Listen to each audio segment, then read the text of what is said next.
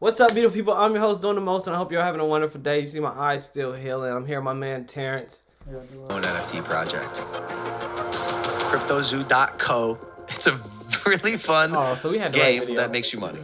I lost around $50,000 in CryptoZoo. I lost $40,000. $500,000 Australian. All that money. I'm telling you, it's just a picture. There's nothing I can do with it. Wait, all that money. You can't even hatch? No. Can't even hatch. We had an issue with CryptoZoo where our lead developer took the code that he made, fled to Switzerland, actually fled to Switzerland and like held it hostage for $1 million.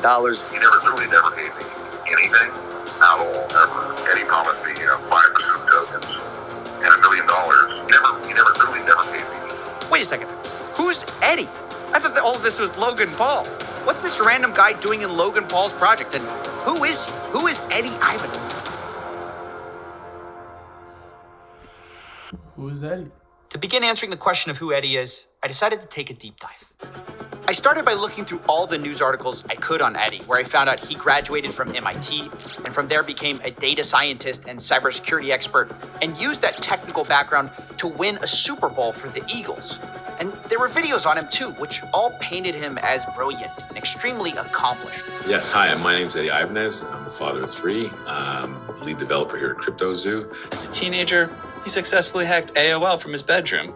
He continued to pursue computer science until attending MIT. He was then recruited out to work for a government agency in cybersecurity, developing software Seems like a smart that guy. reverse engineers the location of known government and terrorist threats. You started with the federal government and you started off really tracking criminals with burner phones and all.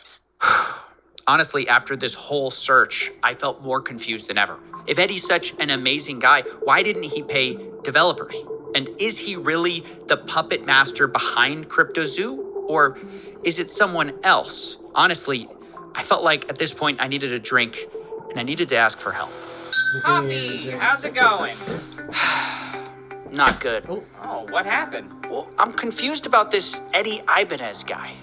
He comes out of nowhere with this CryptoZoo story and everything about him I find seems great. So, what's He's not the a problem? good dude. Well, everything's not great. Everything about this guy just seems too perfect. He's an MIT grad, he works for the military. He even claims he won a Super Bowl. Why would that guy work for Logan Paul? I don't know, but I can find out. You said his name is Eddie Ibanez? I think he goes by Eduardo technically, but wait, what are you doing? Uh-oh. Hey, the robot. Uh-oh. And done. Well, what'd you find? A few red flags, a couple of misdemeanors. Ooh, a few court cases. Uh-oh. I'll send him over. He got sued by his landlord for not paying rent, sued by his credit card company for not paying his bill. You can skip that stuff. I just need whatever's relevant to CryptoZoo. Well, that's basically it. Other than, hold on. No, wait, I did find something. Look at this. What's this? It's from a paper in Philly. I barely picked it up. This reporter says Eddie's entire story is fake. Wait, what? Yeah, the whole Eddie Ibanez character. This guy Adam Robb investigated it. He says it's a lie. I gotta find this guy. Here, send me his info. I got some calls to make. Coffee. That's right, ladies and gentlemen. We met up with Adam Robb, the reporter who's been investigating Eddie Ibanez for a while now. And I wanted to know, what did Adam think of him when they first met? I wasn't quite sure what to make of him. Based on what I knew about him, he was a MIT grad who went on to work for the CIA and the Defense Department, and I didn't want to waste his time. But is it fake, though? It wasn't long after I sat down that I realized he was wasting my time. Can you tell me about some of the lies Eddie told you? Eddie has told me so many lies over the course of my 2 interviews with him, and the first lie he told me is probably the oldest lie that he's told so many people, which is that he's an orphan. I first realized Eddie might be lying to me when I went home the next day and Googled Eddie Ibanez's family. I found a video of Eddie and his wife making a rice pudding on a Fox and Friends segment on Fox News. And Eddie's wife, Jackie, explained that she learned the recipe from Eddie's mother. So in that picture, you've got Jackie Ibanez. You know her, along with her husband, Eddie, and her 2 little girls. You love rice pudding. Why is this a family recipe? Okay, so Eddie's mom made this rice pudding once. Wait, Eddie's mom? I thought Eddie was an orphan. Well, it turns out the only problem with that is that not only does his mom exist, she's alive and in his life. Damn. And it turns out it wasn't just Adam that heard this story either. He told it a lot. Did you ever meet his mother or his parents?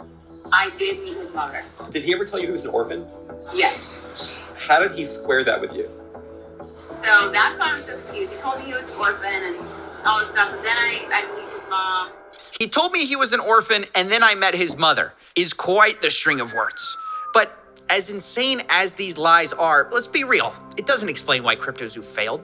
But the next lies kind of do. But how do you lie about part being of an orphan? Eddie's That's story still insane. is also that he went to MIT, where he was recruited to the CIA.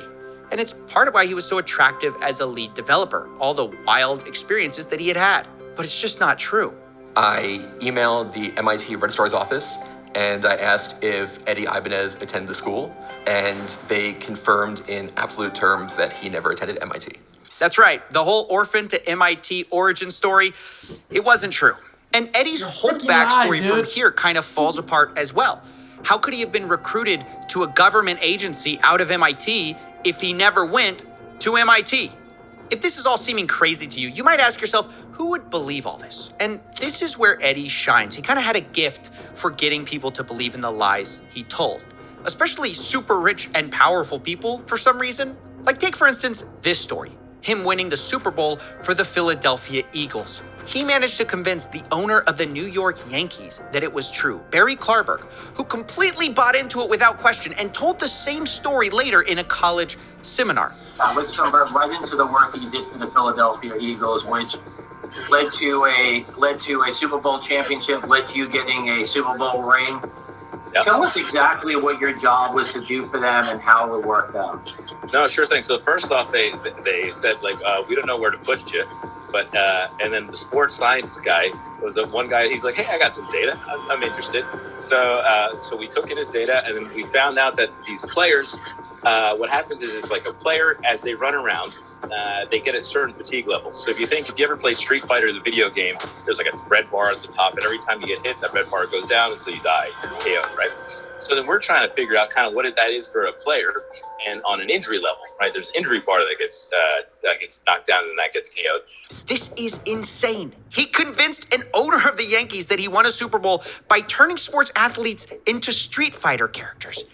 And of course, none of it's true. The Philadelphia Eagles responded to a fact check saying he never worked for their player analysis team. Not only that, the Eagles also said that Eddie did try to do an in-person presentation in March of 2018, but that was already a month after the Eagles had already won the Super Bowl. And also they didn't hire him because of course not. So meaning there's no way this story is true. And yet he's convinced people at the highest levels of sports that it is. And this is where we get back to CryptoZoo, of course, because it's how he got involved with that project.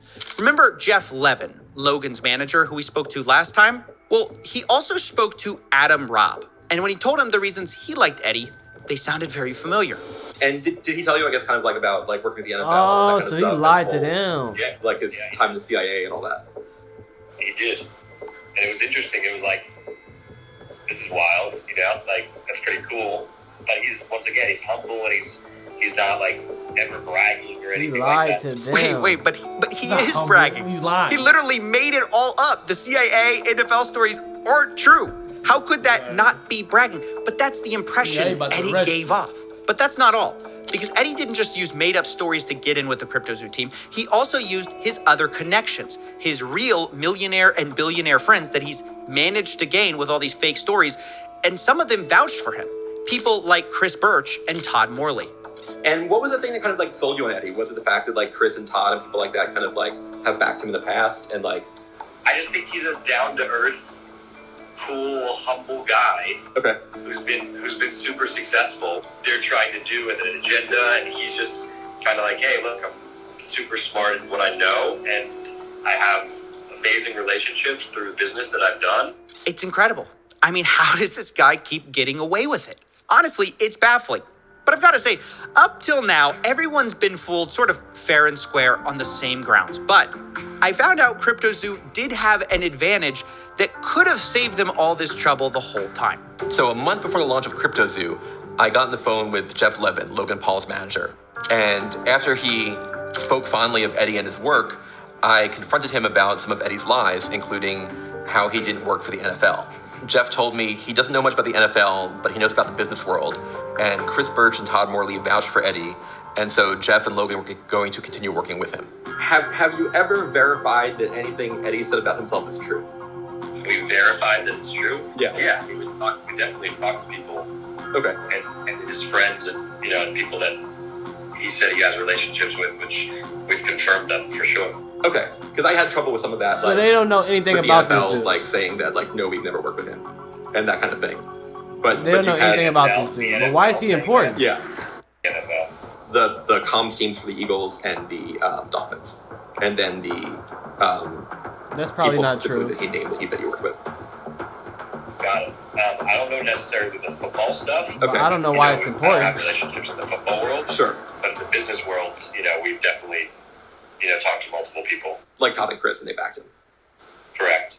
Wait a second. This means at minimum, Jeff knew about Eddie's background beforehand, or part of it, and still decided to go with it. This is just unbelievable, willful stupidity. And since Jeff is Logan's manager, I assume him and the team should have known about this as well. But still, they went forward with it even though they knew this stuff before launch. Now, so I they started just to reach didn't out for care. comments about this because obviously this is a huge deal. They just didn't But care when I that he's did, a liar. I got a call from somebody new. Someone with a different perspective that I hadn't heard from before.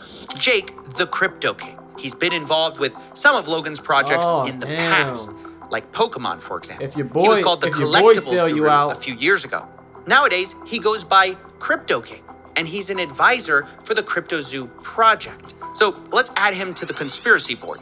But the question is, what did he have to say? I took a call with him, and he mostly wanted to talk off the record. But when I pressed him, he was willing to at least put one thing on the record for me. Right. One more thing about Eddie before we get off of him. We actually... The biggest reason it failed, in my opinion. Okay. Because I don't want it to ever be thought that Logan's the reason it failed. He's not. Logan wasn't smart enough for what he tried to build. And then when it was built and was failing, didn't have the ability to correct it and to save face and reputation. It was more convenient to pull out than to be associated with a failing project that the dev rocked. So I could put that one sentence on the record. Well, that is certainly emphatic. Crypto King says it's all Eddie's fault. And this is a nice, neat theory for us. No. Eddie ruined everything because, yeah, Eddie is a liar. So it does seem to explain how these developers got screwed. But this theory doesn't fit all the facts because Eddie was kicked off the team months ago. And still, the game is not working, despite Logan claiming they were going to go back and fix all the problems. Again, retroactively working to make these projects right, and that just takes time, bro. It just takes time. Development takes time. Working backwards to fix things, which isn't ideal, but also this project will speak for itself. And now, we're working backwards to try to fix it. This just hasn't happened. Even a year from launch, the game just doesn't exist. What's worse is the newest dev team who came on after Eddie just quit. And one of the reasons was they hadn't been paid for over a month. I know this because Logan's team is leakier than the Titanic and someone told me that, but we also have blockchain evidence. This is Jeff paying Block Ops, the company they hired out on July 19th. They were supposed to redo all this work. It's confirmed by their leader, Skip, talking about a first monthly payment on that day. But after that, there's nothing until they quit on September 26th in a post called Our Departure from CryptoZoo. Now, I do have to say, it does look like they were eventually paid, but only a day after they quit. And this is just the same problem as before, slightly different. Nobody can pay these devs on time, and investors end up getting nothing. And so I can't buy into the idea that Eddie's at fault for everything. No, it's not Eddie's fault. It's when everyone's Eddie fault. was gone, they had a lot of the same problems. It's Logan's now, fault. Now, it was only at the especially. point that this dev team quit, Block Ops, that things really took a turn. Because if the Titanic was leaking before, now it was sinking. And everyone basically gave up hope. From every direction, I started getting messages from all the investors who felt betrayed, who up to this point were holding on to hope. Now they felt defeated. They felt tricked by the CryptoZoo team who had fed them promise after promise. and they were sick of it. He was never in the chat or anything, never apologized or told us anything. Things didn't work out. Things didn't work out. We all get that. But to continuously lie, lead people on, hype people up, to put more money in, all the while in the background, things are going down, things are hitting the fan, and you've left us holding the bag. I know it was my decision, and I did my research, but I believe nobody has to lose money in this way. And that's when a whistleblower stepped forward and decided enough was enough. They decided to leak me messages, team messages, from the CryptoZoo team from all the way back in the beginning when they thought of this idea, all the way up to launch. Damn. And seeing that, that's about to it get changed everything. crazy. Because all of a sudden, I got a lot of new information. Remember how Jake, the Crypto King, said Eddie was the only problem? Well, a year ago, he was saying something very different. On the day of launch, he said this to the group. Logan, you stole 40 million in tokens from me. You are a scam artist. You are a liar, and you betrayed your own community. You aren't that guy. Logan replies, oh, Jake, trust me, bro. I am that guy. You're gonna change this whole story. Yeah, I'll go on the record for you, and yes, I'm gonna show you the text message that said we can sell at these ascending market caps, and that it's not like I was trying to rug a project.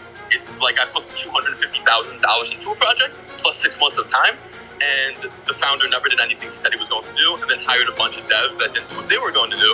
And every time I gave advice, the advice was I was told. So there was nothing illegal about that. Ethically, arguable. The rest that Logan did to me was ethically wrong and illegal.